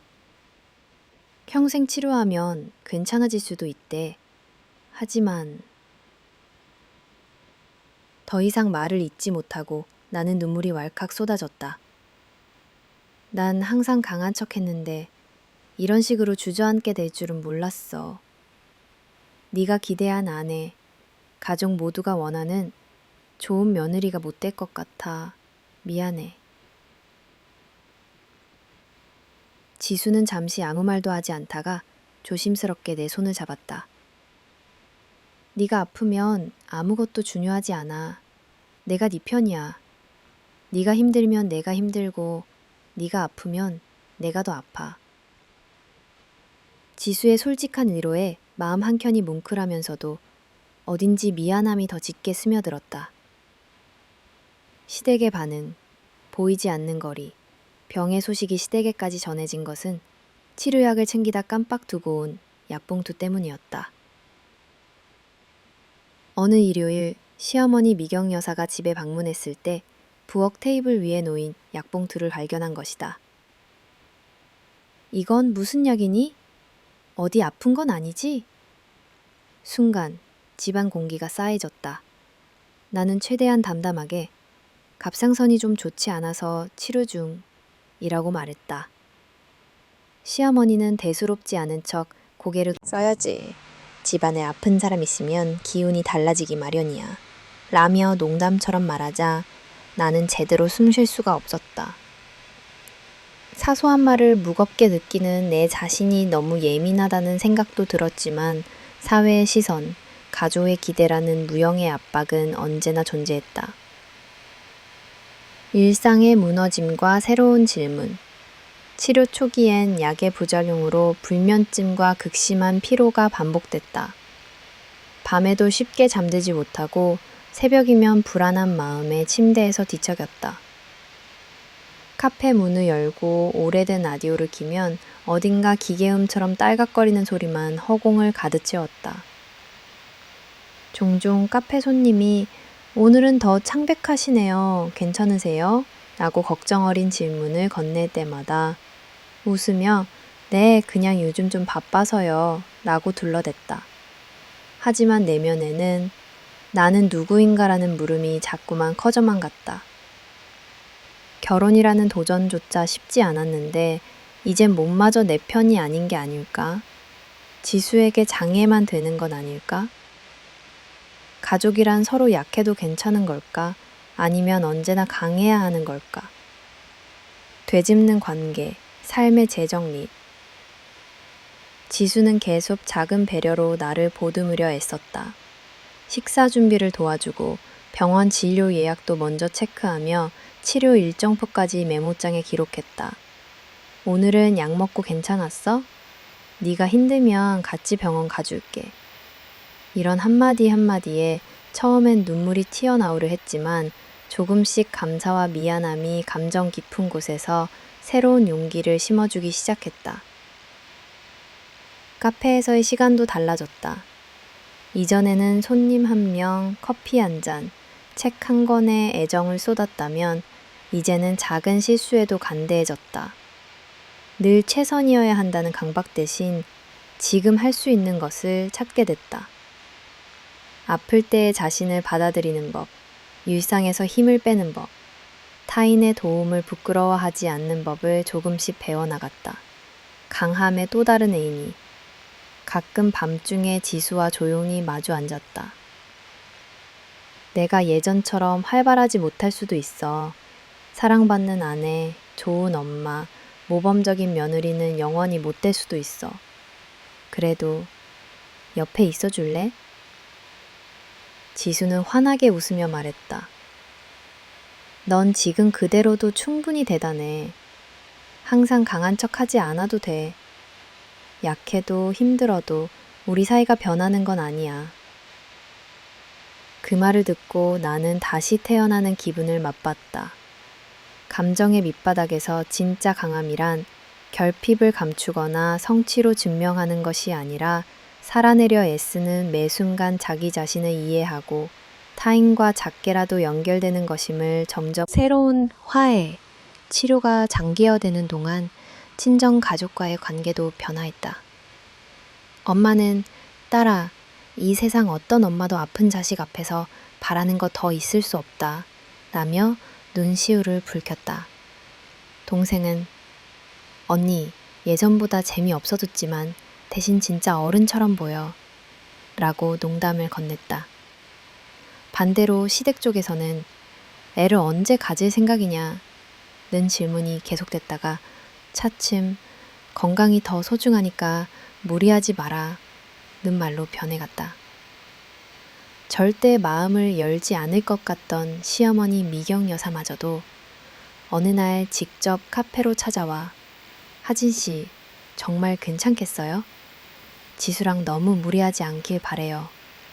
라며 자신의 방식으로 걱정과 온정을 표현했다. 나는 그 순간 완전히 다가올 것 같던 절망과 고립에서 조금씩 벗어나는 기분을 느꼈다. 나를 돌아보는 용기.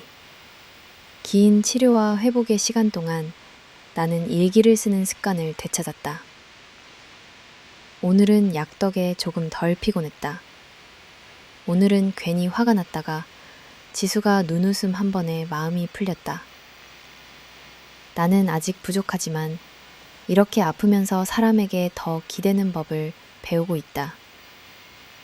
양팔에 두르고 있던 강함이란 갑옷을 하나하나 천천히 벗어나면서 나는 가식 없는 자신, 진짜 가족, 마침내 진짜 사랑에 한 걸음 더 가까워지고 있음을 실감했다. 끝내 나는 완전한 건강을 되찾지는 못했으나 결코 이전처럼 연약하고 흔들리는 사람이 아니었다. 고통은 사라지지 않지만 고통 속에도 행복과 용기 그리고 작은 기쁨을 찾는 법을 알게 되었다. 진짜 강해진다는 것. 결국 강함이란 언제나 완벽함, 끝없는 인내를 의미하는 것이 아니었다. 상처를 인정하고 때로 주저앉아도 사랑하는 사람과 손을 잡고 끝까지 걸어갈 용기. 내 삶이 다시 시작된 지점은 바로 아픔을 껴안는 진짜 용기를 배웠던 그 순간이었다. 나는 이제 두려움 대신 소박한 안도와 희망을 품는다. 그리고 조용히 오늘도 나를 위해 따뜻한 커피 한 잔을 준비한다. 강함은 내 삶을 포기하지 않는 바로 그 마음임을 나는 병이 찾아온 뒤에서야 깊이 알게 되었다. 스스로를 사랑할 기회를 얻다. 삶을 다시 붙잡다. 병을 건너 나로 다시 서다. 치료와 회복의 반복 속에서 나는 내 몸과 마음이 보여주는 모든 신호에 귀를 기울이기 시작했다. 아프다는 사실을 부끄러워하거나 숨기지 않고 일상에서 드러나는 피로와 슬픔마저 나에겐 소중한 존재의 일부임을 조금씩 받아들였다. 북카페 작은 창가에 지냈던 내 이름을 다시 떠올렸다. 오래전 나는 무엇을 좋아하고 무엇을 원하는지 뚜렷한 사람이었다. 그러나 결혼과 가족, 사회적 책임, 시댁과의 갈등, 아이 문제, 그리고 병마의 시간들이 겹치면서 스스로를 점점 갉아먹고 있었다. 이제는 다시 나 자신을 사랑하는 것이야말로 진짜 회복과 출발임을 깨달았다. 삶의 중심을 다시 붙잡는 용기. 하루 중 남는 시간마다 나는 달라진 패턴을 만들기 시작했다. 아침이면 거울 앞에서 깊게 숨을 들이쉬고 오늘 나는 다른 누구의 잣대가 아니라 나의 기준에 따라 살 거야 라고 마음속으로 다짐했다. 바쁜 하루 중 잠시 손을 멈춰 작은 행복을 음미했다. 사소한 순간에도 자기 자신에게 말 걸기를 연습하며 지금 힘들지만 넌 최선을 다하고 있어 라고 스스로 응원했다. 블로그를 시작하며 내가 병을 마주한 과정, 사람들의 기대 아래에서 겪었던 상처와 성장, 어떤 날은 무너지고 어떤 날은 다시 일어나는 평범한 삶의 이야기들을 조심스럽게 공유했다. 처음엔 몇 명만 찾아주던 내 블로그는 한 달, 두 달이 지나자 마음 아픈 많은 이들의 공감과 응원을 받았다. 나만 아픈 줄 알았는데 함께 울고 웃을 수 있어 고맙다는 댓글. 진정으로 자신의 삶을 꾸리는 법을 배운다는 쪽지. 이런 새로운 연결들이 내 안에 작은 불씨를 심었다. 1. 꿈 3. 다시 만드는 나의 세계. 병을 받아들인 후로 오랜 친구의 충고대로 북카페는 점차 문화공간으로 변모했다. 단순히 책과 커피를 파는 곳이 아니라 작은 독서 모임, 글쓰기 워크숍, 마음 치유를 위한 낭독회 일정들을 꾸준히 열었다. 처음엔 사람들이 오지 않을까 두려웠지만 첫 모임날 5명이 문을 열고 들어왔다. 질투도 사회적 지표도 없이 그저 책을 통해 서로의 이야기를 듣는 시간. 커피잔 속의 따스함, 한 문장에 울컥 눈물을 흘리던 손님, 각자의 고독과 숱한 질문을 용기 내어 꺼내 보이는 이웃들. 내 카페는 조금씩 내 삶의 또 다른 심장이 되었다. 처음엔 남편 지수도 너무 무리하지 마, 라며 걱정했다. 나는 조용히 웃으며 말했다. 나를 위한 꿈이 드라이브나 동네를 산책하며 우리 둘만의 일상을 지키기 위해 애썼다. 예전에는 가족과 친척들 모임에서 늘 눈치를 보던 남편이 우리 인생의 첫 번째 우선순위는 결국 둘이서 행복하게 사는 거야 라고 분명하게 말하는 순간 나는 무언가 깊이에서부터 해방되는 감각을 느꼈다. 선택, 그리고 자존의 결심. 가장 외로운 시간은 타인의 기대와 내면의 불안이 부딪힐 때 찾아왔다. 너는 왜 특별하지 않니? 너처럼 가진 것도 많은데 왜 더 행복하지 않아? 여자를 위한 성공은 좋은 남편, 예쁜 아이, 안정된 가정 아닌가? 이런 사회적 메시지, 무심한 말 한마디가 나를 죄책감으로 물들였다.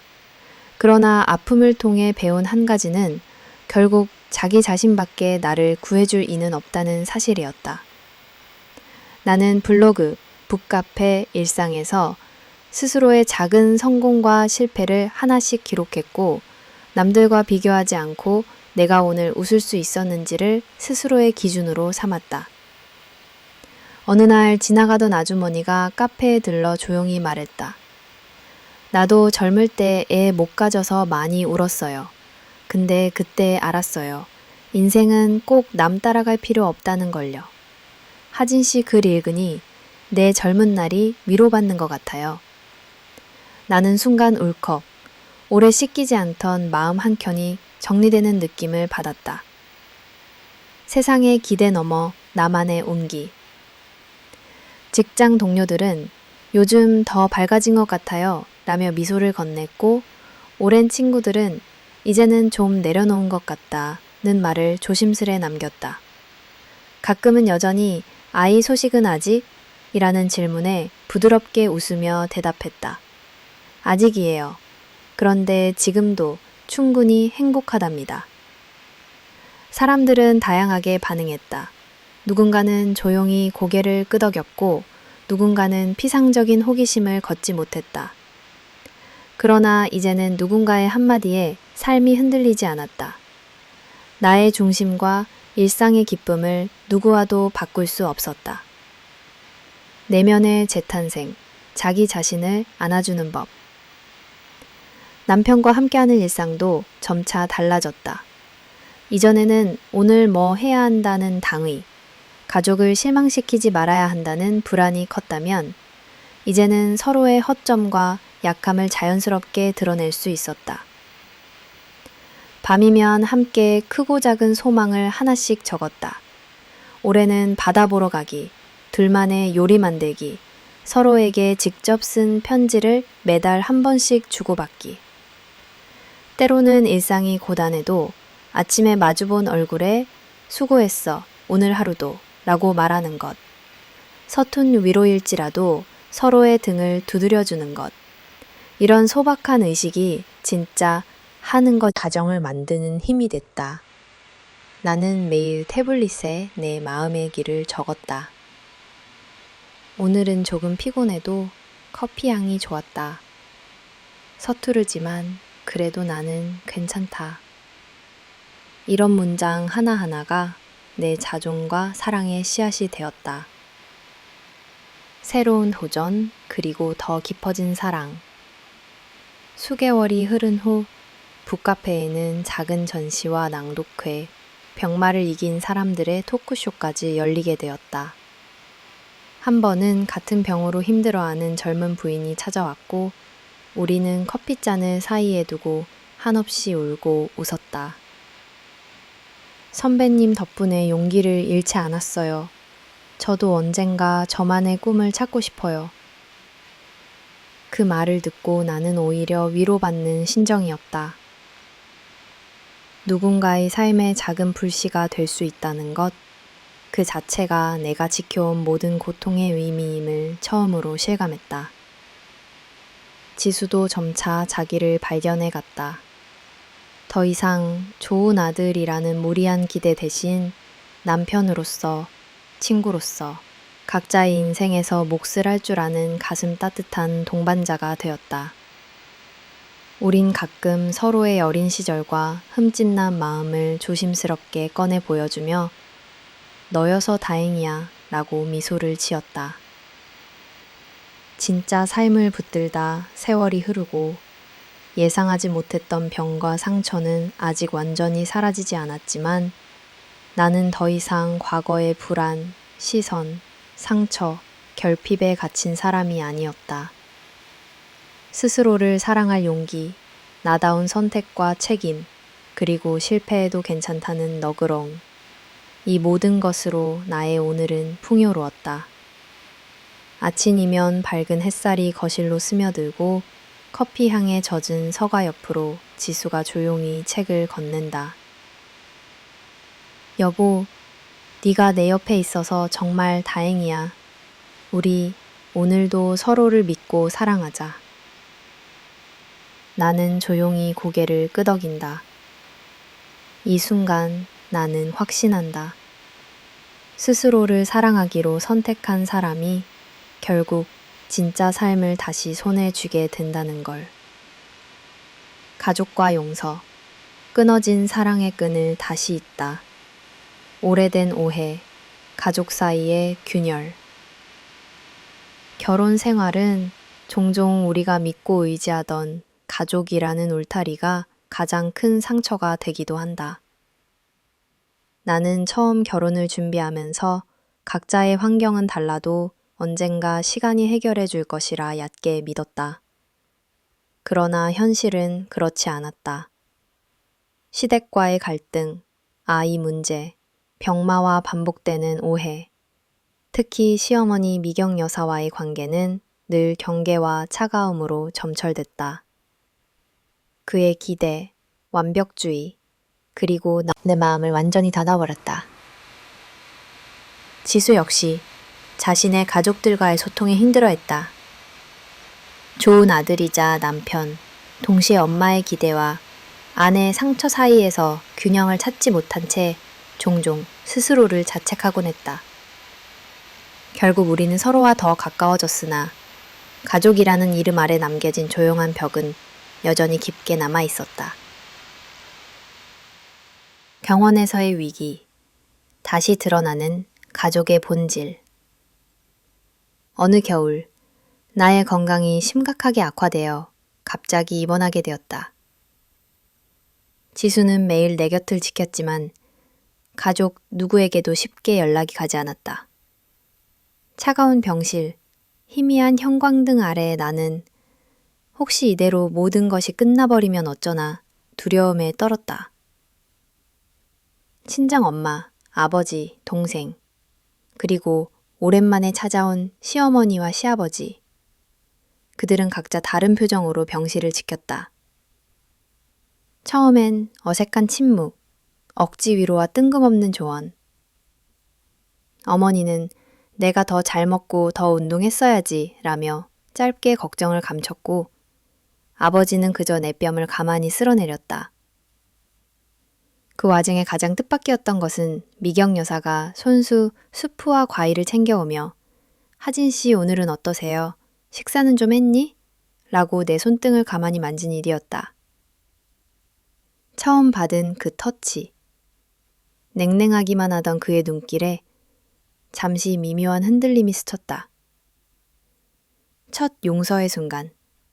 사랑의 언어가 바뀌다. 며칠 후 동생이 언니, 많이 힘들지? 난 어릴 때 그저 건강하게만 있어줬으면 했어. 라고 내 손을 잡았다. 남편 지수 역시 엄마와 나는 다르지만 우리 부부로서도 가족으로서도 내 곁에서 무엇이든 할 거야. 라고 다짐했다. 나는 지금껏 내게 닫혀있다고 느꼈던 가족들이 각자의 방식으로 허술하지만 진심이 담긴 손길을 내미는 걸 보면서 문득 깨달았다. 내가 가족에게 마음을 닫혔던 진짜 이유는 사실 내 안에서 진솔하게 용서를 시도해 본 적이 없기 때문임을.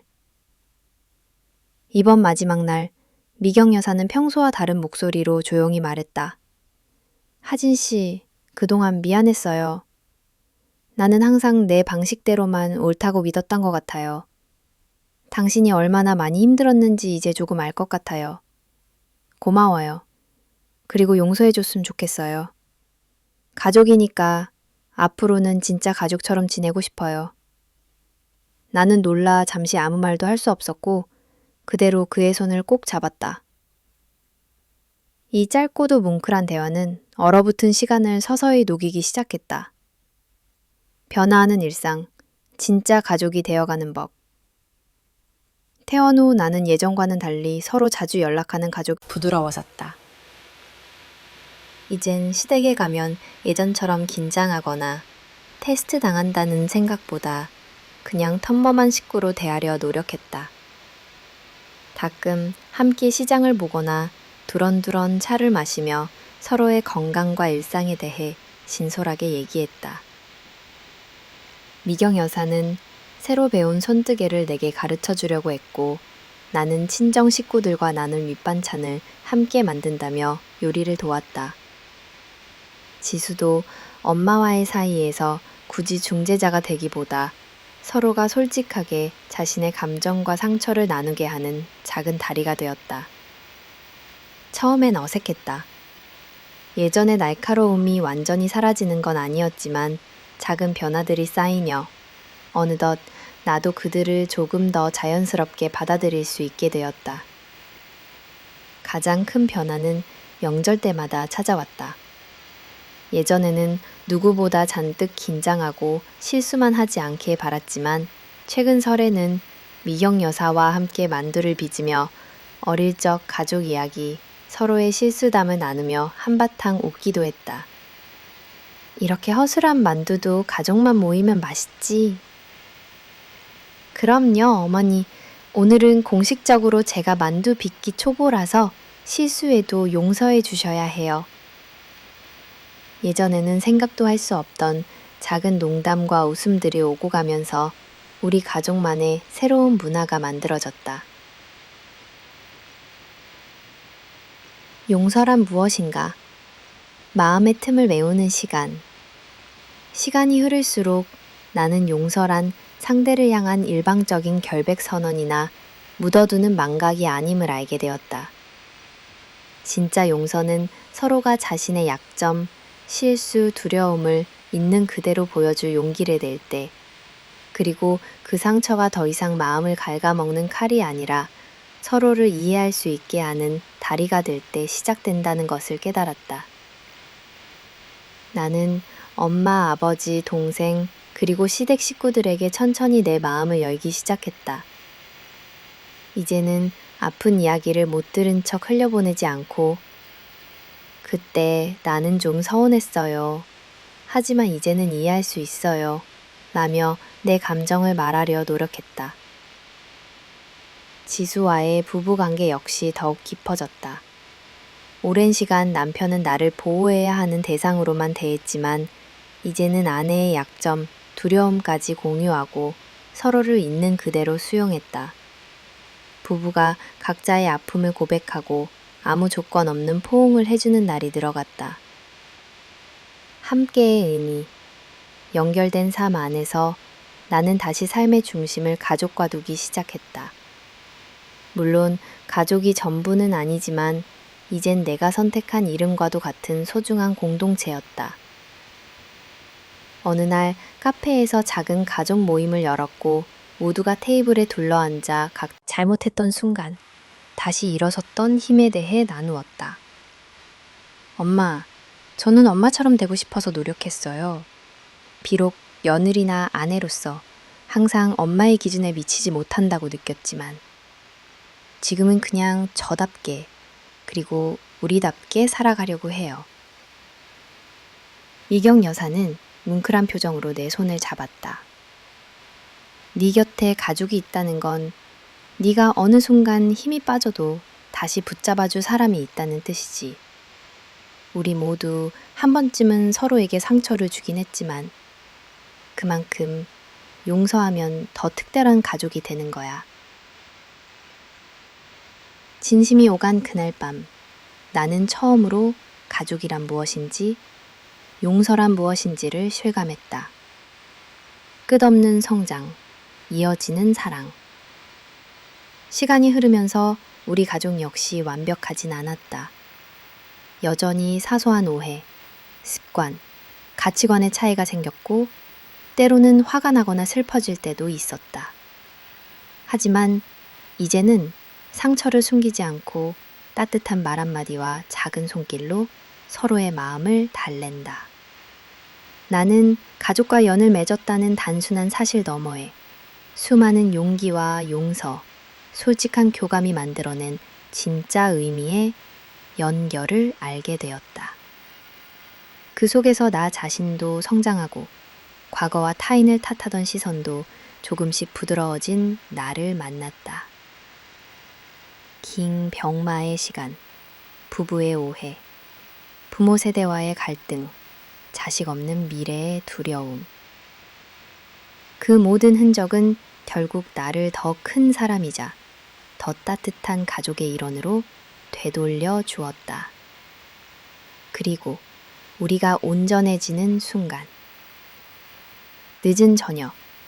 우리 집 거실은 책과 커피 향, 가족의 웃음, 그리고 지수의 잔잔한 기타 소리가 어우러진다. 나는 커피잔을 들어 올리며 오랜만에 가족 모두에게 말했다.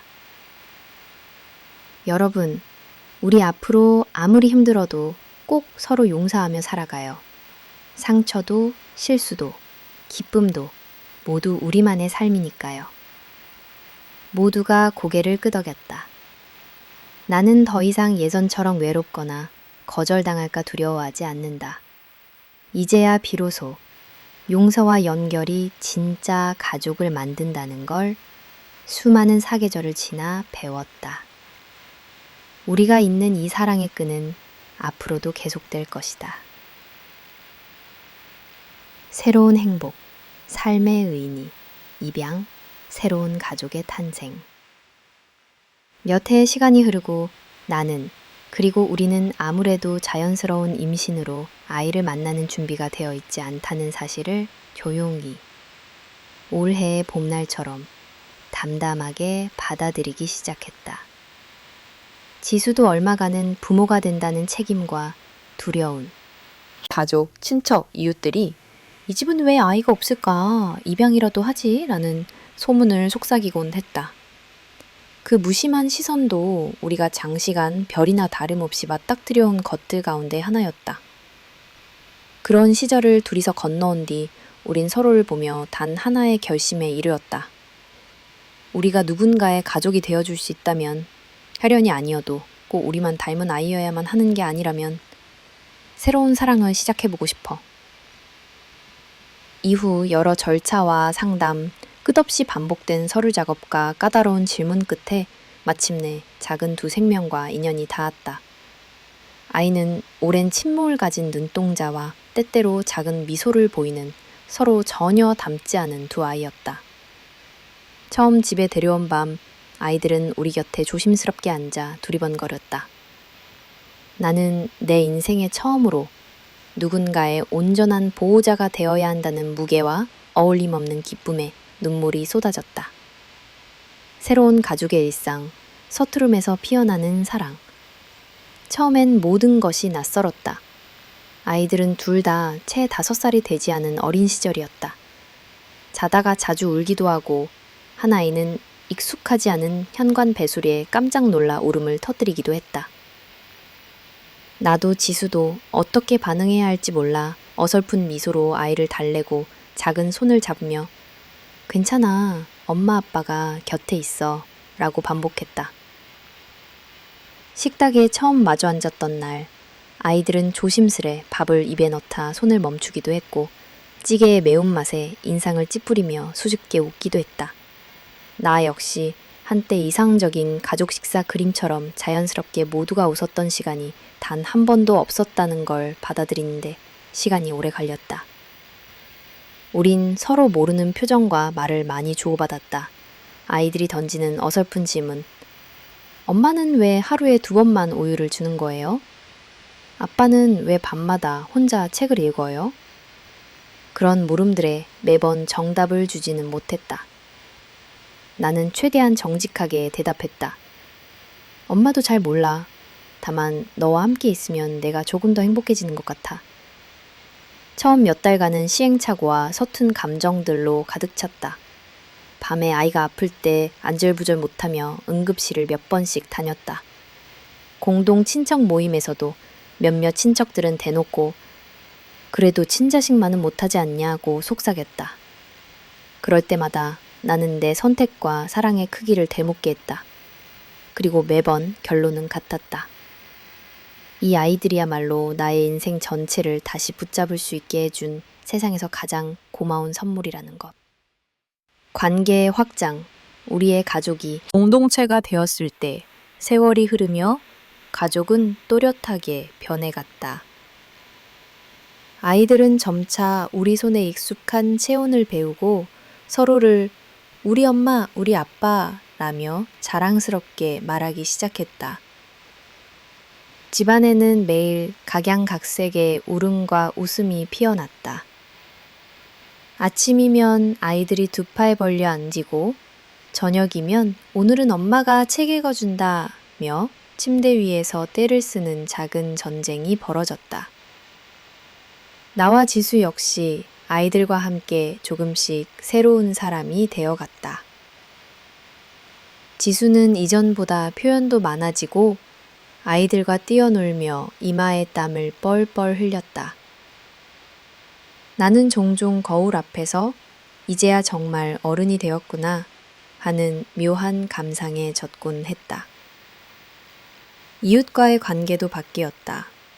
카페에도 아이들의 손님이 드나들었고 독서 모임도 아이와 부모가 함께하는 글쓰기 시간으로 확장됐다. 동네 아주머니들이 이 집은 꼭 진짜 가족을 보는 것 같아요 라며 웃으면 나는 마음이 뭉클해져 왔다. 입양 사실을 처음 알았던 이들은 고개를 갸웃했지만 시간이 흐르자 더 이상 혈연의 질문을 묻지 않았다.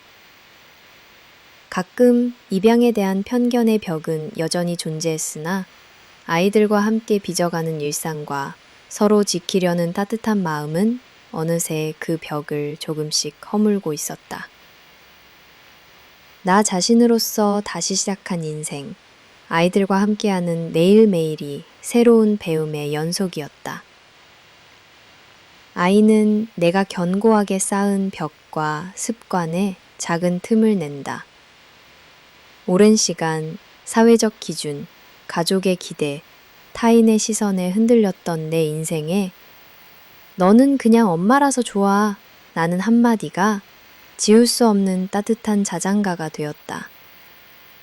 나는 예전처럼 끊임없이 나의 역할에 집착하지 않게 되었다. 엄마로서 완벽하지 않아도 매일 반찬이 같은 날이 있어도 가족들끼리 하루에 한 번은 꼭 안아주고 오늘도 함께 살아줘서 고마워 라는 말을 전하는 것. 그것만 실천해도 충분히 멋진 인생이었다. 지수 또한 아버지로서의 자신을 받아들이기까지 오래 걸렸지만 결국 둘만의 시간을 만들며 아이들에게 진심을 보여주었다. 둘은 매주 시장을 다니고 때로는 삼겹살을 구워 먹으며 가족만의 전통을 하나씩 쌓았다. 아이들은 학교 생활과 친구 관계에서 힘든 일이 생기면 망설임 없이 우리의 품에 안겼다. 그 모든 시간이 쌓여 하루의 끝에서 행복하다고 미소 짓는 자신을 발견했다. 행복의 재정에 완전하지 않기에 더욱 싱그러운 삶. 세상은 여전히 자신들만의 행복의 정의를 한때는 그 틀에 맞추려 애썼고 맞지 않으면 실패자 같았던 순간도 숱했다. 그러나 지금 나는 불완전함이야말로 사랑을 더욱 깊고 진하게 만들어주는 밑바탕임을 깨달았다. 아이들이 언젠가 엄마, 나는 진짜 엄마 아빠 딸 맞지? 라고 묻던 날 나는 주저없이 말했다. 진짜 가족이란 서로 버티고 기대는 시간과 마음이 쌓여 만드는 거야. 혈연이 아니라 맨 먼저 네 이름을 부르고 싶고 마지막에도 항상 너 곁에 있고 싶은 사람이 되어줄 수 있어야 가족인 거니까. 카페에 찾아온 예전 손님이 내 손을 잡았다. 하진 씨는 이제야 정말 행복해 보이는 얼굴이에요. 예전보다 주름은 많아졌지만 눈빛이 살아있네요. 나는 웃으며 대답했다. 제 아이들 덕기예요. 그리고 제 선택 덕분이기도 하죠. 새로운 의미로 살아가는 매일, 가족 구성원의 변화는 내 삶뿐 아니라 나 자신이 세상을 바라보는 시선까지 바꾸어 놓았다. 나는 이제 더 이상 남의 인정이 필요하지 않다. 매일 아침 작은 행복의 순간을 일기장에 적는다. 커피의 향, 아이의 웃음, 지수와의 느긋한 저녁, 카페 손님과 나눈 작은 인사. 이 모든 것이 내 인생의 소중한 의미라는 것을 나는 더 이상 의심하지 않는다. 지수 역시 말했다. 가끔 힘들고 자식이 혈연이 아니라는 이유로 마음이 흔들릴 때도 있었어. 하지만 하루하루 애들 손 꼭 잡고 걸으면서 그 마음마저 자연스레 녹아내리는 걸 느껴. 진짜 부모란 늘 곁에 있어주는 거란 걸 아이가 가르쳐줬어. 나는 조용히 고개를 끄덕인다. 지금 내 앞에 펼쳐진 인생은 화려하지 않지만 정직하다. 상처가 있고 흠집도 많지만 그만큼 서로를 단단히 삶에 묶어주는 끈들이 되었다. 이제는 누군가 행복이 뭐냐고 물어온다면 망설임 없이 대답할 수 있다. 행복이란 세상의 어떤 기준에도 기대지 않고 내가 지키고 싶은 존재, 곁에 있는 사람, 오늘을 최선을 다해 사는 내 자신을 진심으로 사랑하는 것이라고. 마무리. 다시 인생을 안아 올리며 저녁이면 내 식구가 둘러앉아 따뜻한 국을 나눈다. 어릴 적 동경하던 평범한 기적, 그 은은한 환희를 매일 오늘의 밥상에 담는다. 아이들은 서로에게 작은 고민을 이야기하고 나는 커피를 내리며 조용히 그 말을 듣는다. 지수는 기타를 켜고 맑은 소리로 오늘의 고단함을 풀어준다. 내 삶의 의미는 이제 분명하다. 남들과 똑같지 않음에 자부심을 느끼고 부티짝하는 엄마도 아니다. 나는 지금 여기에서 사랑과 행복과 오늘을 살아내는 평범하지만 충분히 빛나는 한 인간이 되었다. 새벽에 아이들의 숨소리를 들으며 나는 다시 가만히 중얼거린다. 네가 그리고 내가 살아있어줘서 우리 모두 오늘도 가족이라는 이름으로 눈을 뜰 수 있어서 정말 고마워.